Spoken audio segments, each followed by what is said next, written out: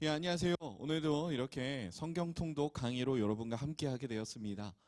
이제 벌써 우리가 이렇게 시작한 지가 꽤 됩니다. 이제 날씨가 굉장히 추울 때, 그래서 좀 두꺼운 외투를 걸쳐야 할 때 여러분과 이렇게 동영상으로 만나게 됐는데, 이제 어느덧 점점 날씨가 더워지는, 그래서 대낮에는 이제 반팔을 입고 다니는 분들도 있는 이때까지 동영상으로 여러분과 만나게 되었습니다. 속히 되어서 이 상황이 나아짐으로 여러분과 함께 대면하여 만나게 되는 그때가 왔으면 좋겠습니다. 자, 그러면 이 시간 기도하고 시작하도록 하겠습니다. 하나님, 오늘 이렇게 우리가 주 안에서 하나 되어 모여서 함께하면 좋았지만 하나님, 그럼에도 불구하고 우리가 이렇게라도 함께 하나님의 말씀을 나눌 수 있는 이 시간을 주시면 감사합니다. 이 시간을 통해서 우리가 하나님을 더 알고, 이 시간을 통해서 하나님의 말씀을 우리의 마음에 더 새길 수 있도록 주님 힘을 주시고 지혜를 더하여 주시길 소망합니다. 감사합니다. 예수님의 이름으로 기도드립니다. 아멘. 자, 그러면 우리가 맨 처음 살펴볼 건 바로 나훔입니다. 나홈이 아니라 미가입니다. 미가. 제가 미가를 살펴보는 이유는, 미가는 전에 이제 읽기로 해서 여러분이 이미 읽으셨던 본문인데요. 굳이 미가를 보겠다는 건 이제 제가 미가 설명을 안 드린 것 같더라고요. 그래서 미가에 관한 좀 설명을 드리도록 하겠습니다.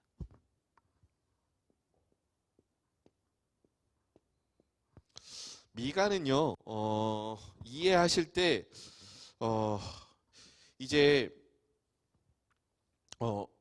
선지자들별로 북이스라엘을 향한 예언을 하는 선지자, 그리고 남유다를 향한 예언을 하는 선지자가 있습니다. 이를테면 북이스라엘을 향한 예언을 하는 선지자 중에 대표적인 사람은 바로 아모스나 호세아라고 할 수 있습니다. 그리고 남유다를 향해 주로 예언을 하는 사람을 꼽아보자면 아무래도 이제 대선지자 중에는 뭐 예레미야라든가, 그 다음에 그 레미절렘, 그리고 뭐 에스겔 같은 선지자나 뭐 그런 사람들이 있을 수 있겠죠. 그런데 이 미가는 남과 북의 모든 나라를 향한 예언을 하고 있는, 어떻게 보면 조금 독특한 그런 내용을 지니고 있는 책이다라고 할 수 있습니다. 그런 내용을 통해서 우리가 미가 선지자의 이 내용 하나하나를 조금 생각해 보도록 하겠습니다. 미가는요, 히스기야 왕에게 영향을 끼친 그런 사람 중에 하나다, 그렇게 생각하면 좋을 것 같고요. 남과 북에 모두 영향을 끼쳤다. 남과 북에 모두 예언을 함으로 남과 북에게 하나님의 말씀을 모두 전한 그런 선지자다. 그러니까 이 미가 선지자가 아마 이러한 내용을 갖는 이유 중에 하나는, 가장 중요한 이유는 바로 미가 선지자가 이제 예수 그리스도에 대한 예언, 좀 이제 직접적으로 하고 있는 예언이 있거든요. 가장 유명한 미가 5장 2절 보면요, 그 이제 베들레헴 에브라다야, 내가 비록 작을지라도, 그 말씀 여러분 아실 거예요. 내게서 이제, 그러니까 이게 예수님의 메시아의 출생지거든요. 메시아가 여기서부터 나온다는 건 이 그 베들레헴 에브라다가 예수님이 태어나실 곳이다라는 이 분명한 사실을 알려준다라고 우리가 내용을 확인할 수 있습니다. 그러니까 이 베들레헴 에브라다라고 하는 지역이 너는 비록 작을지라도라는 이 표현을 통해서 알 수 있는 건, 이 베들레헴 에브라다가 시골 동네였다. 그리고 이 시골 동네에서 누가 먼저 태어났었냐면 바로 다윗입니다. 다윗. 이 다윗이 태어나게 된 그 배경이 되는 곳, 조금 더 앞으로 거슬러 가면 제가 말씀을 드렸어요. 이미 언제 말씀드렸냐면 바로 이 사람 얘기할 때요. 룻기 이야기할 때 여러 번 말씀을 드렸습니다. 예수님의 출생지가 될 베들레헴 에브라다라고 하는 지역은 이미 룻이 그러니까 보아스가 먼저 정착을 해 있었고, 나오미가 룻을 데리고 돌아왔던 바로 그 동네였습니다. 이 베들레헴이라고 하는 그 지역 안에서도 에브라다는 굉장히 작은 시골 동네였고, 하나님은 이 동네에 이제 이새를 통해서 다윗이라는 사람을 태어나게 하셨습니다. 다윗이 양을 치는 일을 했다는 것을 토대로 우리는 다윗이 살고 있던 동네가 꽤나 시골 동네였구나라고 하는 사실을 확인해 볼 수 있는데요. 그 지역이 바로 예수님이 출생하셨던 그 베들레헴 에브라다라고 하는 지역입니다. 그러니까 미가서가 남과 북의 모든 나라를 향한 예언을 하고 있다는 건 그 하나님이 이제 베들레헴 에브라다라고 하는 이 지역을 미가 선지자를 통해서 제시하심으로 남과 북이 지금은 갈라져 있지만 주 안에서 예수 그리스도를 믿는 하나의 이제 통일된 그리스도인 내 회복을 여기서 말하고 있기 때문이 아닌가라고 우리가 좀 생각해 볼 수 있음을 여러분이 한 번쯤은 조금 이렇게 좀 생각을 해주시면 좋을 것 같습니다. 그리고 이 미가는 심판과 대부분의 선지서가 마찬가지인데요. 심판을 이야기하는 건 너무나도 당연한 겁니다. 그런데 어떤 선지서에서는 심판만을 거의 주로 얘기하기도 하지만 여기서는 심판과 용서를 함께 이야기합니다. 심판과 용서를 함께 이야기한다는 맥락과 이 미가서 5장 2절에 베들레헴 에브라다에 대한 언급이 있다는 이 두 가지를 조화롭게 우리가 생각해 봤을 때 그 용서의 일은 베들레헴 에브라다로부터 오는 예수 그리스도를 통해서 이루어지겠구나라고 하는 기대를 우리가 가질 수 있다는 거죠. 그러니까 미가서는 그런 느낌으로 좀 이해를 하시면 좋을 것 같습니다. 그리고 미가서 6장 8절을 보면 미가서 6장 8절에 정말로 유명한 구약의 황금률이라는 게 나옵니다.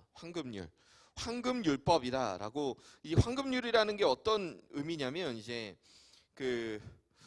금에다가 새길 정도로 굉장히 좀 이제 중요한 것. 그래서 미가서 6장 8절에 구약의 황금률 최고의 금에다가 새겨서 둘 정도로 굉장히 중요한 율법 중에 하나였다라고 하는 겁니다. 제가 미가서 6장 8절 한번 읽어드릴게요. 사람아, 주께서 선한 것이 무엇임을 내게 보이셨나니 여호와께서 내게 구하시는 것. 그러니까 하나님이 우리에게 구하시는 이 가장 중요한 율법이 뭐냐면 바로 정의를 행하며 인자를 사랑하며 인자를 사랑하며 겸손하게 내 하나님과 함께 행하는 것이 아니냐. 겸손, 하나님과 함께.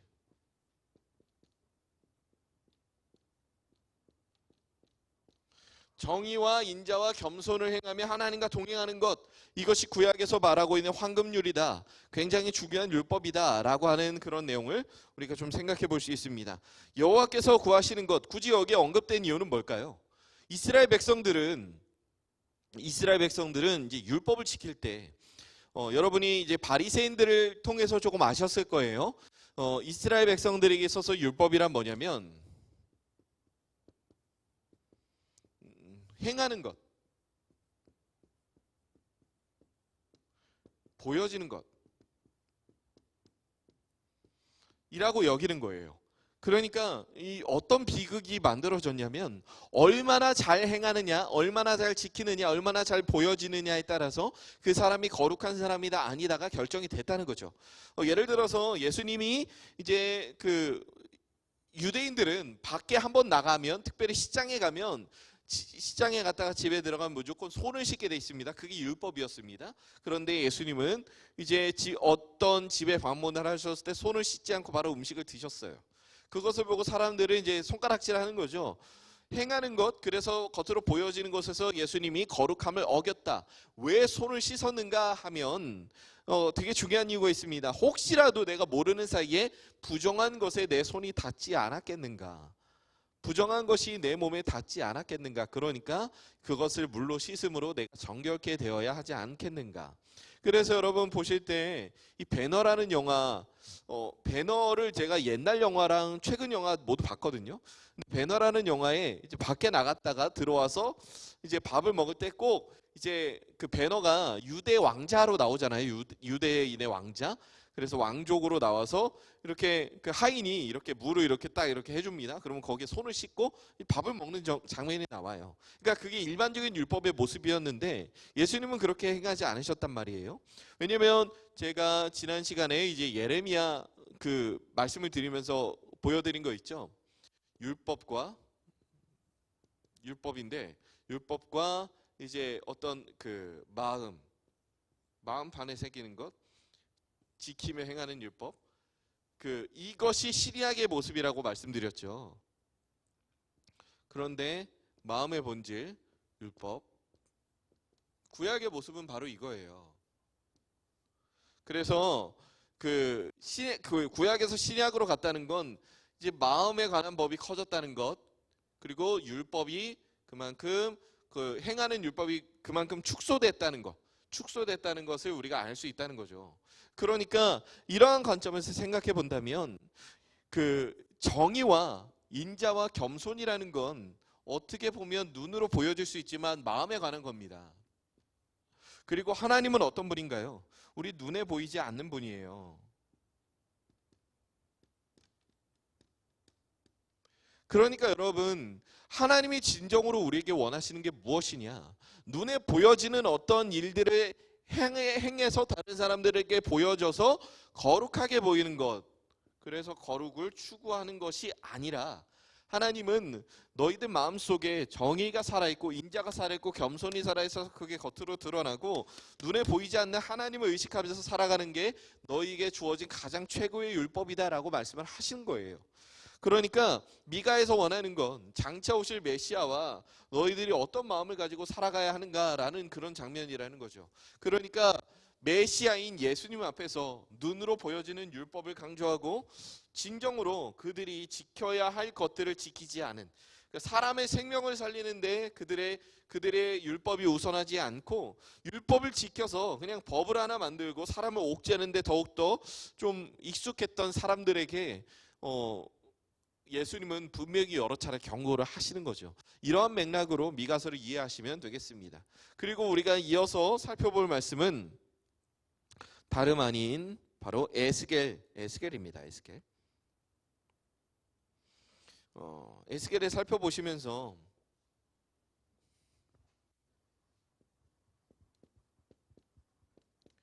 이게 최근에 우리 교회에서 묵상으로 지금 계속해서 살펴보고 있는 말씀입니다. 이 에스겔을 어떻게 이해하면 되느냐? 여러분, 에스겔은 바벨론 포로의 2차로 끌려간 사람인데 이때 함께 갔던 사람이 바로 여호야긴입니다. 이 여호야긴은 제가 전에도 말씀드렸을 거예요. 여호야긴의 아들은 스알디엘, 이 아들은 스룹바벨, 다윗 가문입니다. 그래서 제2성전을 스룹바벨 성전이라 부르고 스룹바벨을 중심으로 다시 이제 포로에서 귀환을 하게 되는 역사가 일어나게 되는 거죠.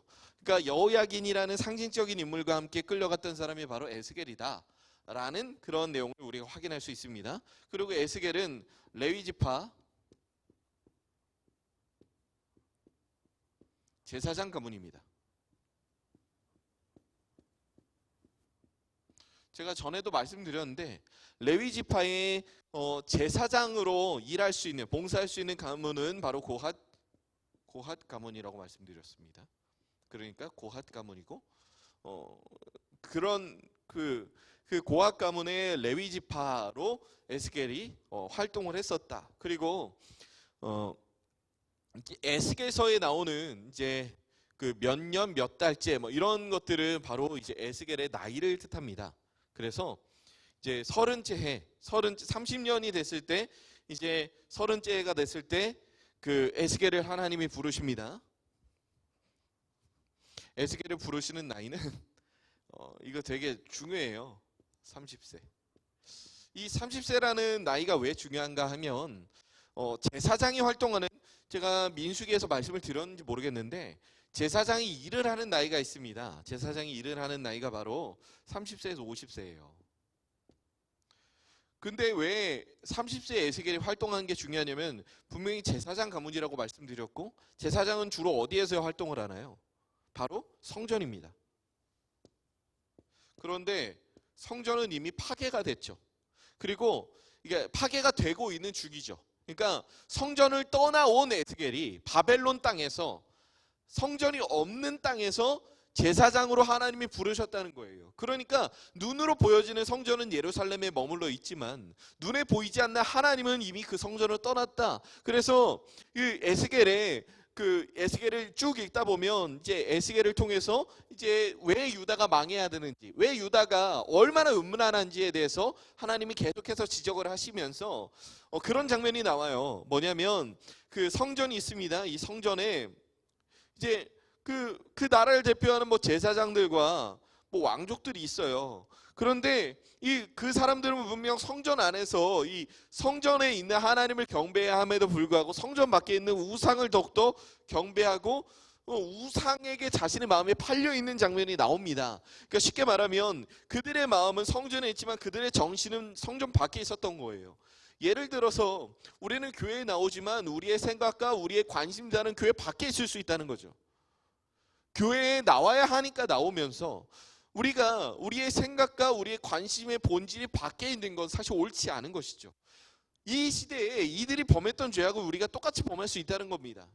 하나님을 섬기기 위해서 교회에 나오고 하나님을 예배하기 위해서 교회에 나와야 하는 우리가 하나님께 집중하지 않고 다른 일들에 집중을 한다는 건 바로 이 에스겔 선지자 당시에 성전이라는 이 건물 자체가 얼마나 하나님이 덧 없는, 의미 없는 것으로 생각을 하셨는지를 알 수 있게 해주는 아주 중요한 대목이라고 할 수 있습니다. 그래서 성전으로부터 하나님의 영광이, 여호와의 영광이 떠나버렸다 라고 하는 장면이 바로 에스겔 선지서를 통해서 분명히 언급이 되는 거죠. 그 떠난 영광은 어디에 있나요? 이스라엘 백성들과 함께 있습니다. 남은 자들과 함께 있는 거죠. 바벨론 포로에 끌려간 자들과 함께 있는 것입니다.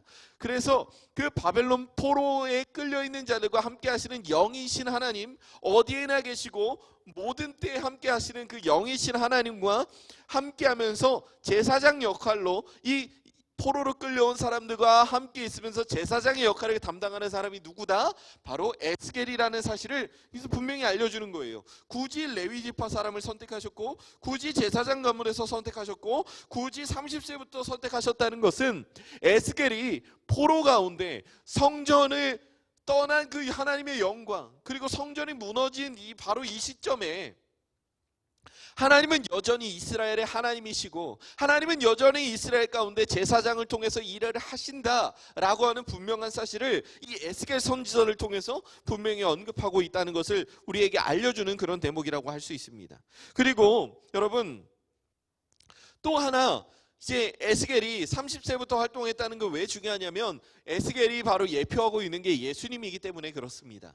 이제 예수님이 정확히 공생애가 시작된 게 30세잖아요. 그러니까 예수님은 30세부터 일을 시작하셨다는 건 예수님은 이 온 세상의 죄를 담당할 그 큰 대제사장이다라고 히브리서에서도 말하고 있지 않습니까? 그러니까 이 제사장 예수님은 30세부터 많은 사람들의 죄악을 담당하기 위해서 일을 시작하셨다, 공생애를 시작하셨다, 사역을 시작하셨다라고 우리가 확인을 해볼 수 있다는 겁니다. 바로 그것을 에스겔 선지자를 통해서 예표하고 있다는 거죠. 예표가 어떤 의미인가요? 그림자와 같은 개념으로 실체를 비추는 어떤 그 형상 같은 것이라 할 수 있죠. 형상을 드러내는 어떤 실체를 희미하게 비추고 있는 어떤 그런 미리 암시를 하는 개념이다 라고 우리가 확인해 볼 수 있다는 겁니다. 그래서 에스겔 선지자는 2차 포로 이후에 멸망 직전, 이제 멸망을 앞두고 있는 그러한 남유다의 이야기를 아주 긴급하게 적어 내려가고 있습니다. 그래서 에스겔은 예레미야의 예언이 어디까지 이어지냐면 시드기야 왕이 죽을 때까지 이어지죠. 시드기야 왕이 죽을 때까지 이어진다는 건 예레미야의 예언이 남유다가 망할 때까지 이어진다는 겁니다. 그러니까 예레미야의 예언은 이제 유다 땅에서 어떻게 남유다가 망해가는가에 대한 예언에 초점이 맞춰져 있다면 에스겔 선지자는 이 예레미야와 시대가 어느 정도 겹치는데 에스겔 선지자는 이제 바벨론 땅에서 망해가는 유다에 대한 확실한 예언과 그 다른 나라들에 대한 확실한 예언, 그리고 그 이후에 여호와의 영광이 다시 성전으로 돌아오게 될 회복에 관한 예언까지 조금 더 이제 넓은 시대를 바라보고 있는 그런 예언이라고 할 수 있다는 것을 우리가 확인해 볼 수 있습니다. 굉장히 재미있는 건 바벨론 땅에 있는 바벨론 포로로 끌려간 사람들도 에스겔 선지자의 예언을 듣고 회개하지 않는데, 유다 땅에 있는 그 남유다 백성들도 예레미야의 예언, 예레미야의 어떤 하나님의 말씀을 듣고 회개하지 않는다라고 하는 아주 슬픈 공통점이 있습니다.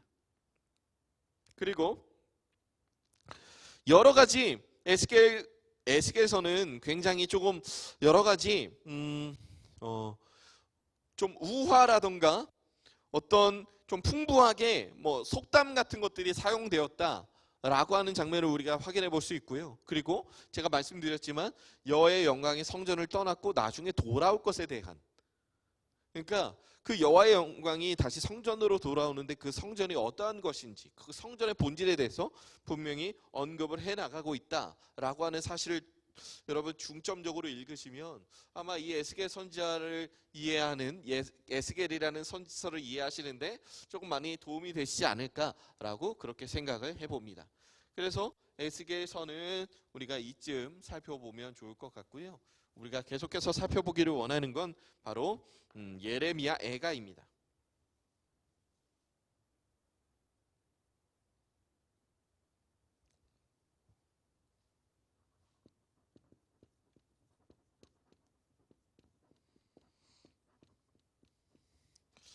예레미야 애가는 예레미야가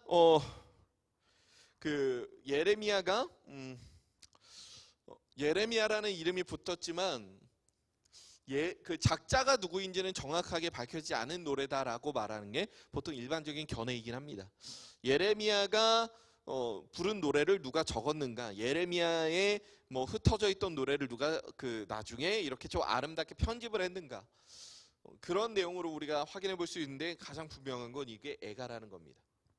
슬픔의 노래. 그러니까 이 예레미야 애가를 통해서 우리가 확인해 볼 수 있는 건 슬픔의 노래인데, 어떤 나라를 향한 슬픔의 노래냐, 보통 이 애가라는 개념은 언제 많이 울려 퍼지냐면 장례식이에요. 장례식 노래가 바로 애가거든요. 그러니까 이 장례식 노래로서 애가가 불려지는데, 그 장례식이 누구의 장례식이냐, 바로 이스라엘이라는 거죠. 그리고 애가라는 특성을 통해서 우리가 확인해 볼 수 있는 건 이건 노래라는 겁니다. 그러니까 시적인 그런 표현이 굉장히 많이 등장하는 책이다라고 할 수 있는 거죠. 그리고 여기서 분명히 정말로 여기서 슬퍼하고 있는 건 어떻게 보면 남유다, 그러니까 이스라엘의 멸망을 넘어서서 그 솔로몬 성전의 파괴, 솔로몬 성전의 파괴에 대한 슬픔의 노래가 좀 주를 이루고 있다라고 하는 것을 우리가 좀 생각해 볼 수 있습니다. 그리고 예루살렘, 그 중에서도 예루살렘을 장사 지낸다. 왜냐하면 솔로몬 성전의 소재지가 바로 예루살렘이었기 때문에 우리가 좀 그렇게 생각해 보면 좋을 것 같고요. 예레미야 애가는 굉장히 독특한 구조를 지니고 있습니다. 우리가 보기엔 좀 독특한 구조예요. 어떤 식이냐면, 예레미야 애가는 총 5장으로 구성되어 있는 노래거든요. 이렇게 적어드리면 좋을 것 같아요.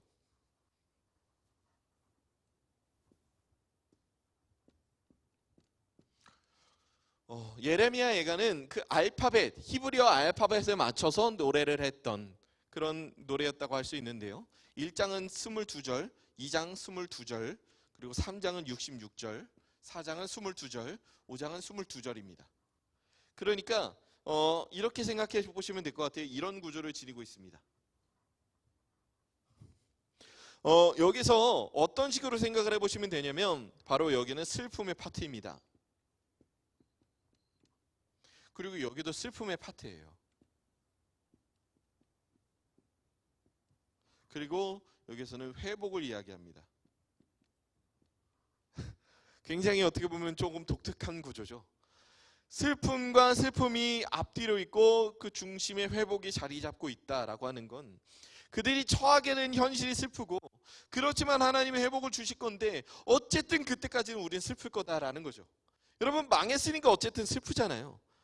그런 느낌으로 조금 생각해 보시면 이 예레미야 애가를 조금 이해하시는데 조금 편하지 않을까. 그래서 구조상으로 3장에 어떻게 보면 중심 내용, 우리가 그 치에 뭐 이런 기승전결이 있잖아요. 그러니까 이 기승전결에 해당하는 가장 중요한 절정에 해당하는 곳이 바로 이 3장이고, 중심 내용과 여러 가지 진짜로 가장 중요한 내용들이 3장에 보통 많이 집중되어 있다. 그래서 예레미야 애가를 읽으실 때는 어떤 운율을 우리가 살리기는 힘들어요. 이게 히브리어 알파벳의 운율을 따르고 있기 때문에.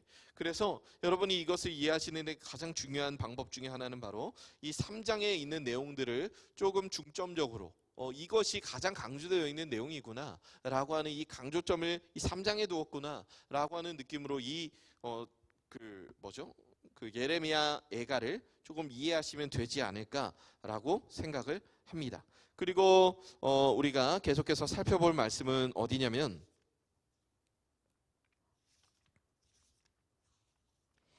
우리가 계속해서 살펴봤으면 하는 말씀은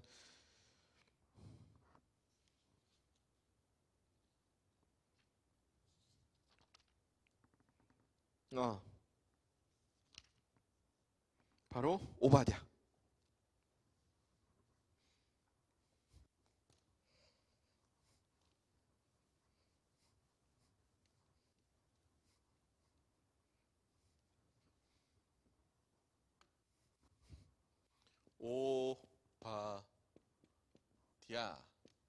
바로 오바댜입니다.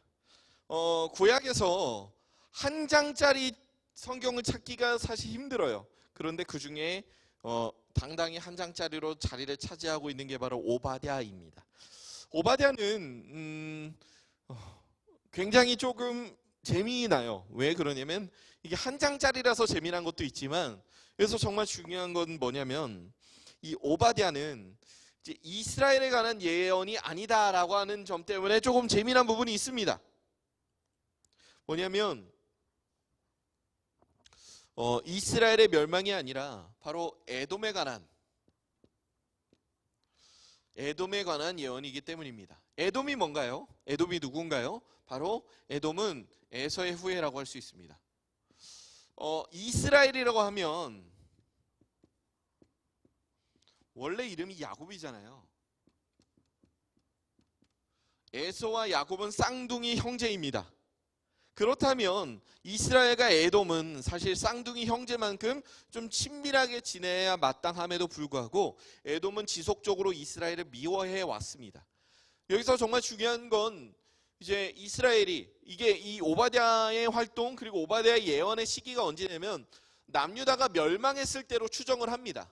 남유다가 멸망했을 때로 추정을 한다는 건 바로 기원전 586년 이후일 것이다 라고 보통 이야기를 합니다. 그렇기 때문에 오바댜는 에스겔이나 예레미야와 좀 동시대 인물이다 라고 확인할 수 있는 겁니다. 그런데 이제 어떤 내용이 주로 이루고 있냐면, 너희들은 이스라엘, 그러니까 남유다가 멸망을 하는데 그냥 왜 두고만 보고 있어? 라고 하는 내용이에요. 심지어 두고만 보고 있을 뿐만 아니라 왜 바벨론에 협조까지 해줬니? 하나님이 무섭게 에돔을 책망하시는 거죠.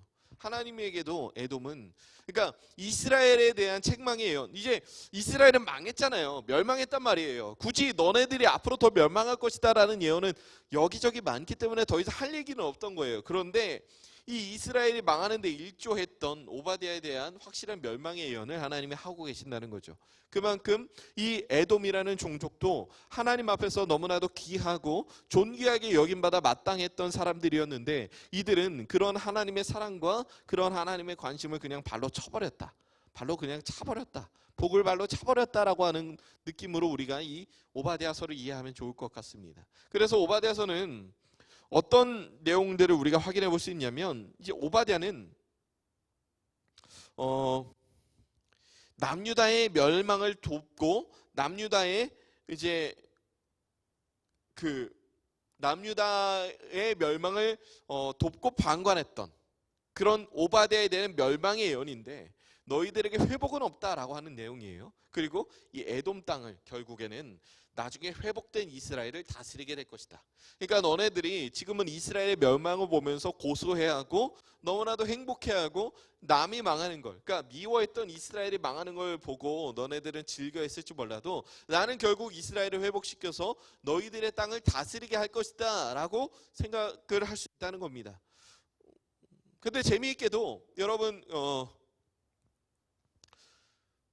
헤롯이라고 하는 사람 여러분 아시죠?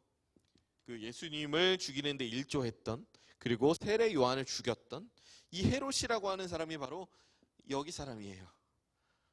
우리가 좀 이런 내용을 좀 함께 생각해 볼 수 있습니다. 그리고 우리가 좀 계속해서 살펴보기 원하는 말씀은요, 여러분 이 시편 이거는 한번 좀 짚고 넘어가면 좋을 것 같아요. 뭐냐면 이거는 이 시편에 관한 좀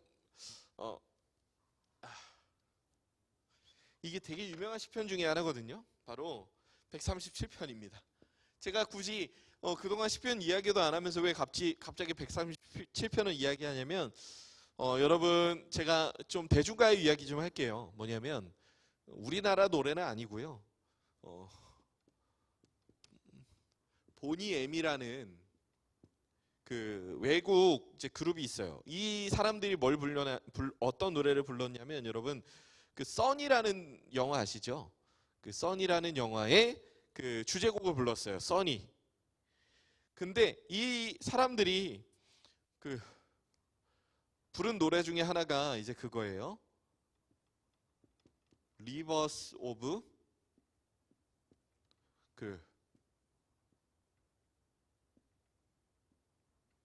이게 맞겠죠? 리버스 오브 바벨론. 그러니까 바벨론 강가에서라고 하는 그런 노래를 불렀거든요.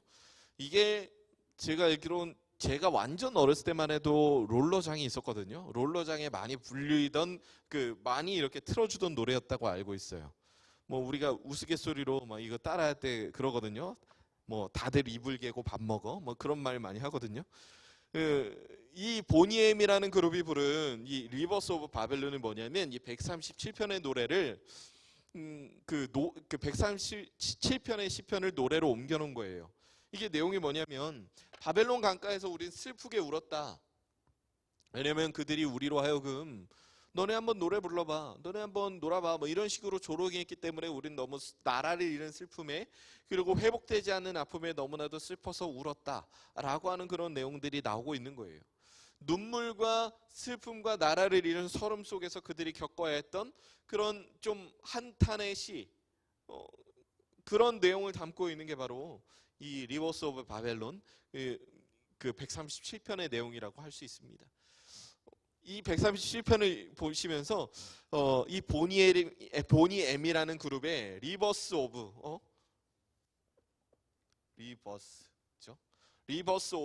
바벨론 강가에서라고 하는 내용을 인터넷에서 쳐보시면 나올 거예요. 한 번씩 들어보시면서 좀 137편을 묵상하시면 137편은 좀 쉽게 지나갈 수 있지 않을까라고 하는 생각에 여러분 성경을 읽으실 때 요새 많이 힘드시잖아요. 이런 식으로 조금 한번 확인해 보시면 좋지 않을까라고 하는 그런 생각에 괜히 한번 이렇게 말씀을 드리게 되었습니다. 이 정도 내용을 좀 보면 될 것 같아요. 여러분 제가 이 정도 내용을 확인하고요. 그리고 이제 이 코로나 사태가 조금 나아지면 여러분과 이제 오프라인으로 대면해서 우리가 6월 달 내로는 우리가 함께 좀 볼 수 있겠지만, 그러지 않는다면 여러 가지 우리가 좀 생각을 해야 되는 부분이 있겠죠. 가장 바라는 건 우리가 얼굴을 대면해서 보는 거고요. 그게 힘들면 조금 이 온라인 강의가 조금 지속이 될 것 같습니다. 그래서 만약에 온라인 강의가 지속이 된다면 제가 여러분에게 이 온라인 강의를 들으면서 온라인 강의를 들었기 때문에 훨씬 더 얻을 수 있는 것을 드리고자 지금 좀 준비를 하는 게 있어요. 그래서 이제 이 온라인 강의가 지속된다면 여러분이 꼭 이제 알고 싶어 하실 만한 이 중간기에 관한 내용들, 과연 하나님이 침묵하셨던 그 400년 사이의 일은 어떤 일이 있었을까? 그 400년 사이에는 어떠한 일로 인해서 이제 그 이스라엘 백성들이 고통을 받았고 어떠한 그 배경 가운데 예수님이 태어나셨을까? 그 정도 내용을 한번 살펴볼까 합니다. 그래서 이제 구약의 내용은 거의 다 살펴봤고 이제 만약에 본다면 이제 포로기 있기 때문에 포로기의 내용을 얼른 살펴보고 중간기에 관한 내용을 한번 좀 생각해 보는 걸로 좀 앞으로의 내용을 채워가면 좋지 않을까 그렇게 생각하고 있습니다. 그러면 오늘 이 시간 그 내용은 여기서 좀 마치는 걸로 하고요. 궁금하신 거나 조금 읽으시다가 답답하신 부분들, 조금 어렵다라고 생각되시는 부분들이 있다면 말씀해 주신다면 각각의 이제 반에 배정되어 있는 우리 교육자분들께서 성실하게 잘 대답해 주시리라 그렇게 생각을 합니다. 여러분의 성경 읽기, 코로나19로 인해서 사회적 거리두기, 그리고 지금은 우리가 생활 속의 거리두기라는 이름으로 우리가 서로 이렇게 조금 이 코로나19 사태를 극복하려 많은 노력을 하고 있습니다. 이러한 시기일수록 우리가 더욱더 하나님의 말씀에 파묻혀서 어떻게 보면 우리의 믿음이 더 흔들릴 수 있는 이때 하나님의 말씀 가운데 여러분이 더 깊이 살아가실 수 있는 그런 시간들이 되면 좋지 않을까라고 그렇게 바라봅니다. 그러면 제가 기도하고 이 시간도 마치도록 하겠습니다. 하나님, 우리와 함께 늘 우리와 함께 하시는 그 하나님의 은혜를 이 시간 우리가 감사드리며 온전히 하나님의 그 은혜와 사랑을 우리가 마음속 깊이 경험하며 나아갈 수 있는 이 시간이 될 수 있도록 함께 해주세요. 코로나19 사태로 인해서 계속해서 거리를 두어야 하는 이 상황이 참으로 안타까운 상황입니다.